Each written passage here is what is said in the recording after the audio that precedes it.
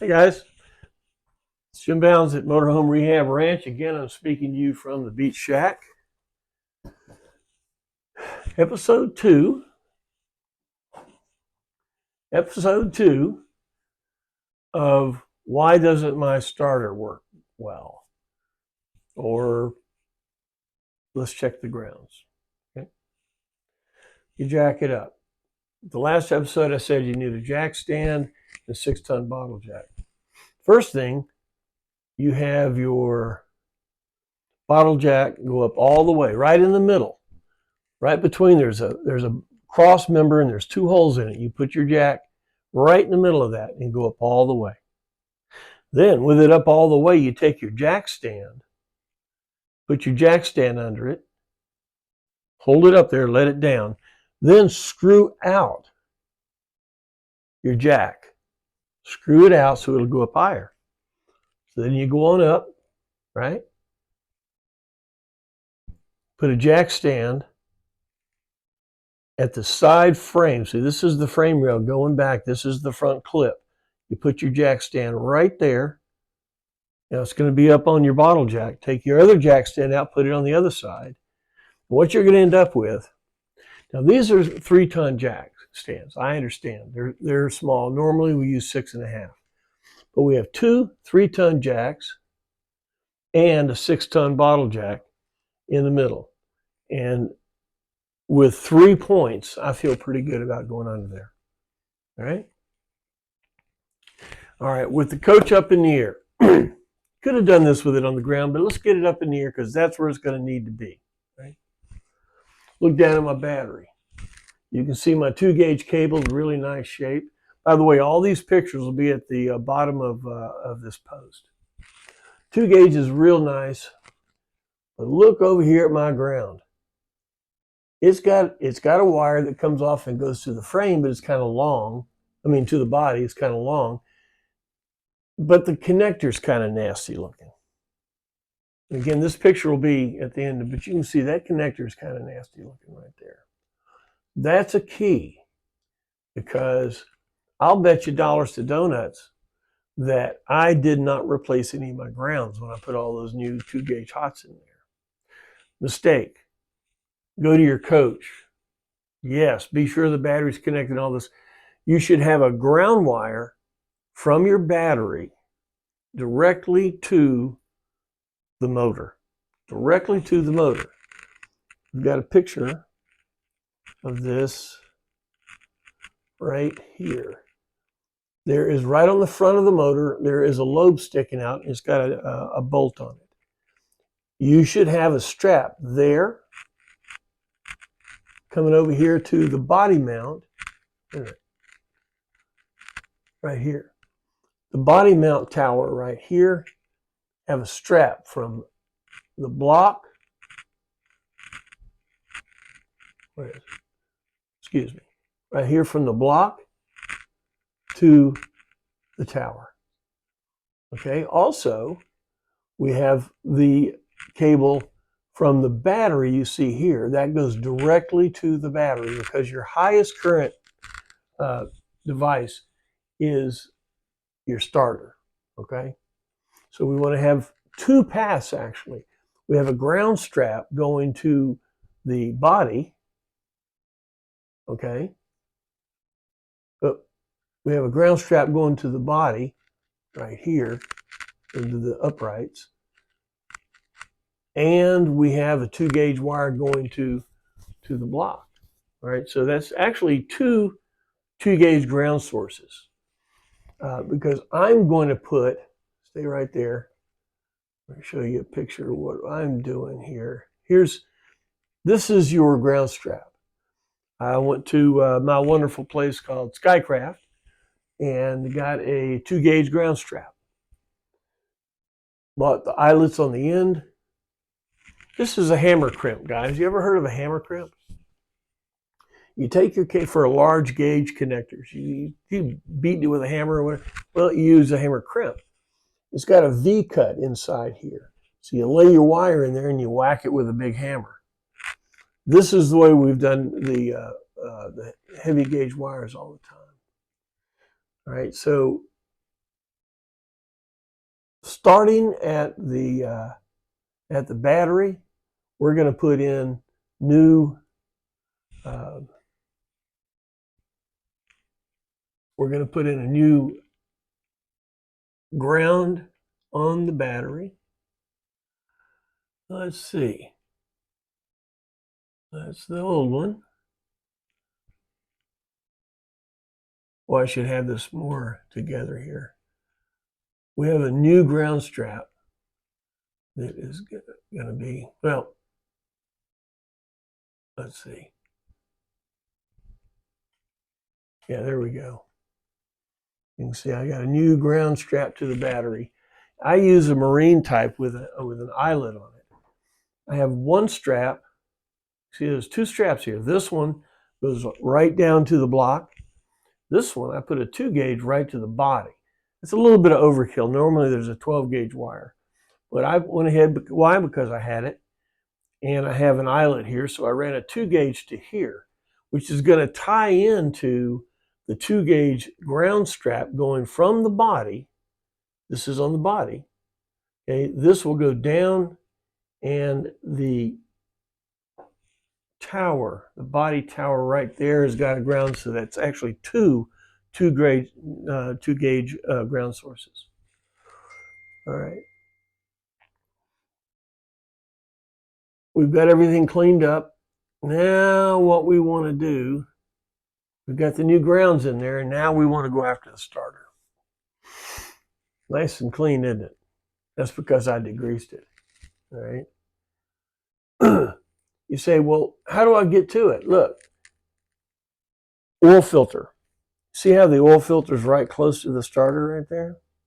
Right? See, right there. Take out the oil filter. Unscrew it.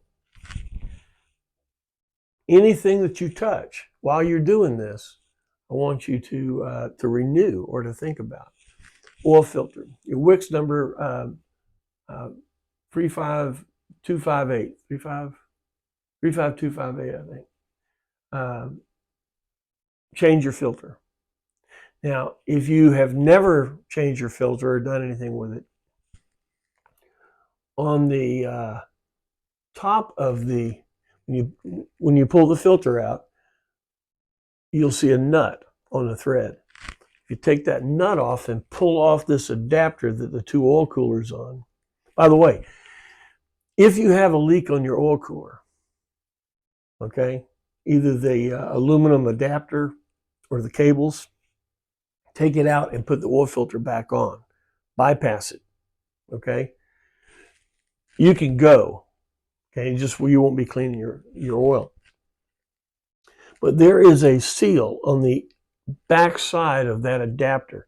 If you take your oil filter off and just rip that seal off, take the adapter off and put the seal there, I bet you it's renewing something that might be 40 years old. Put the seal on there, tighten that back down. While you've got it out, look for some cracks. That's an aluminum piece, and over the years, I have seen a lot of cracks there, either cracks where the fitting is or a crack lengthwise right down the thing, okay? So check that out while you're down there. A 51258, there's your Wix filter. Buy a new filter, put it on, buy 1 quart of oil because you're going to do a quart of oil and the filter. Set that aside. That'll get you down to the starter. Make sure you've got a oil filter wrench. By the way, for 25 years, I've had a huge shop and had all kinds of stuff.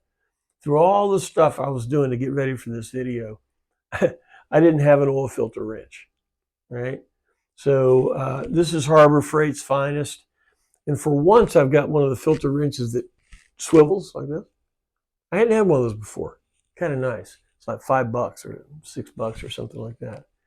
But get a quart of oil, get your new filter, and make sure you got a filter wrench.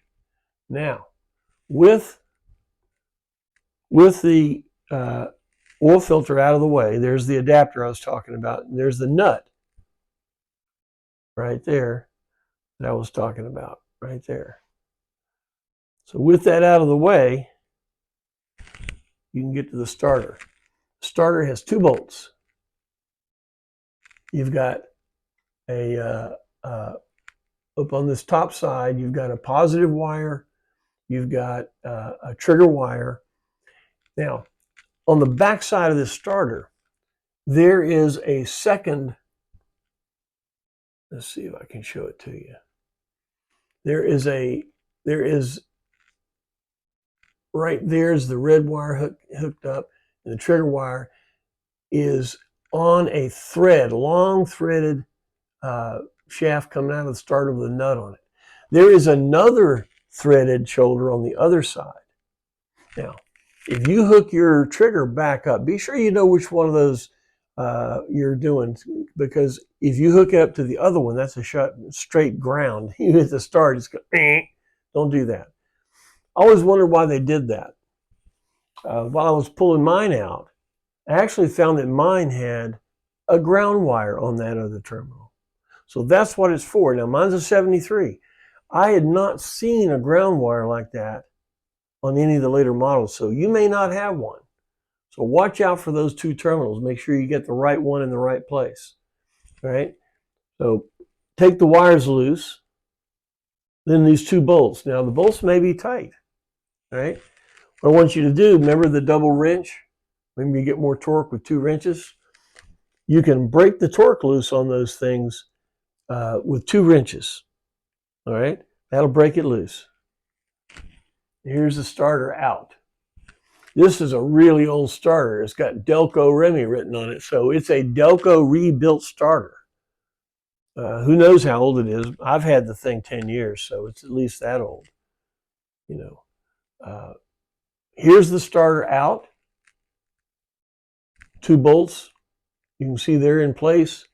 You can see where your oil filter goes. I have the positive hanging. I've got the trigger wire and the ground wire that I told you about hanging. So we're out of there. We got the starter out. Now I'm going to take it down to my my rebuilder. Do one thing. If you're going to take it to a rebuilder and they're going to do it, do them a favor. Degrease it. Clean it up.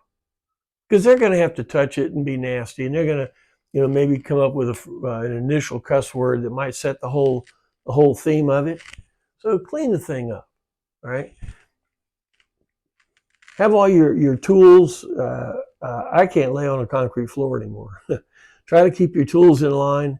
Keep all your things where they need to be or where they're out of your way. When you're working on it, sometimes you'll throw wrenches everywhere. Try to think about putting the wrenches all together in one place, or all the oil filter wrench and all this stuff. Put them in one place. So when you reach under there, everything's there, right? The next video, I'm going over to my rebuilder. We're going to look at the starter and see what the problem is there. And so this is 2 out of 3 of the problems. Problems being starting the motor. What can drag the starter? Well, bad starter would, bad grounds, bad cables would, and then a bad battery, right? All right, well, look, come to me next time. We'll be back at the ranch. I'm going to take this over to Nelson, my starter guru, let you meet him, and we'll take it from there. Thank you for your time. Thanks for being here. Hit like. It helps me a lot. Share and all that kind of stuff. Ranch hands, this will be in the database. Thanks for following me, and we'll see you next time.